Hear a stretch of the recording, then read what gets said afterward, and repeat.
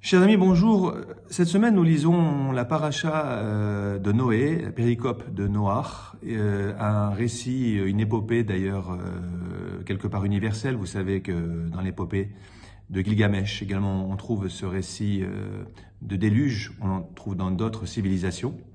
Et dans la Torah, ce qui est intéressant, c'est ce que Dieu va dire à Noé lorsqu'il quittera l'arche.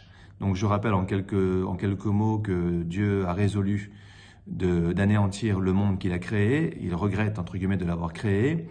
Il décide de ne sauver que Noé et sa famille, ainsi que des espèces animales qui permettront ensuite de repeupler le monde.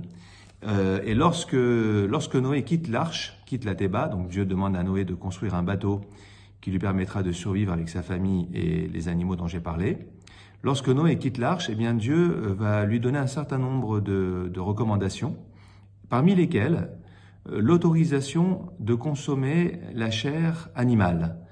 C'est intéressant parce que vous le savez ou vous le savez peut-être pas, que jusqu'à Noé, l'homme n'avait pas le droit de consommer la chair des animaux.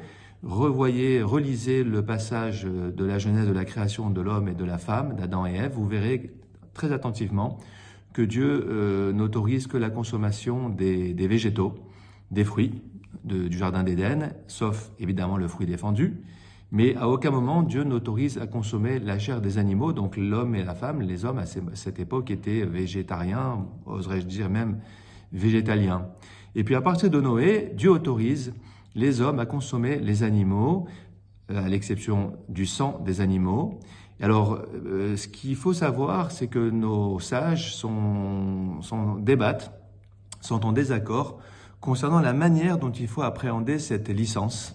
C'est-à-dire, qu'est-ce qui fait, pourquoi est-ce que Dieu décide finalement tout d'un coup de permettre aux animaux, de permettre aux hommes de tuer les animaux pour les consommer. Il y a deux écoles, mes chers amis. Une première école qui considère que quelque part c'est légitime parce que Noé a sauvé les animaux. C'est notamment Nachmanide qui dit ça.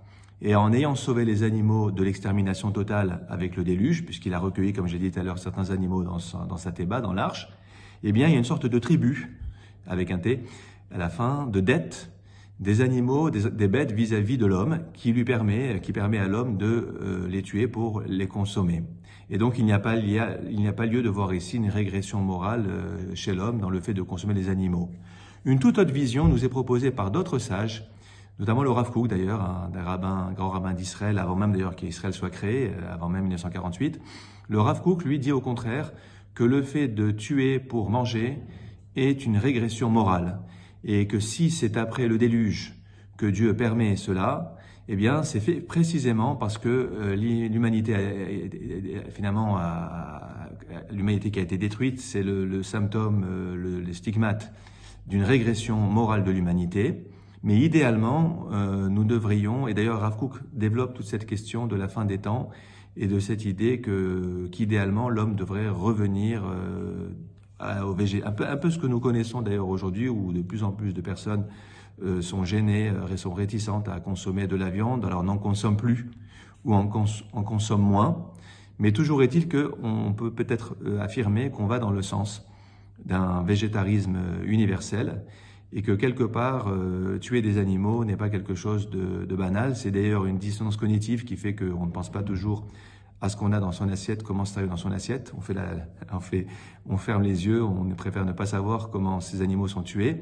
Et d'ailleurs, permettez-moi de terminer par rapport à l'actualité pour vous dire que dans la tradition juive, on est très attentif à la souffrance animale. Et il y a un interdit biblique qui s'appelle Issur Tsar Balei Chaim, l'interdiction de faire souffrir gratuitement, de faire preuve de cruauté à l'égard des animaux.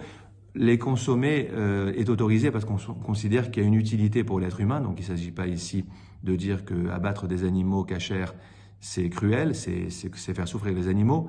Simplement, on n'a pas le droit de faire souffrir les animaux pour rien, gratuitement. Et ça me fait penser que nous, les Juifs, avons de la compassion, même pour les animaux, et qu'il y a face à nous des ennemis qui n'ont même pas de pitié pour des enfants, pour des vieillards, pour des gens handicapés, pour des femmes, pour des hommes.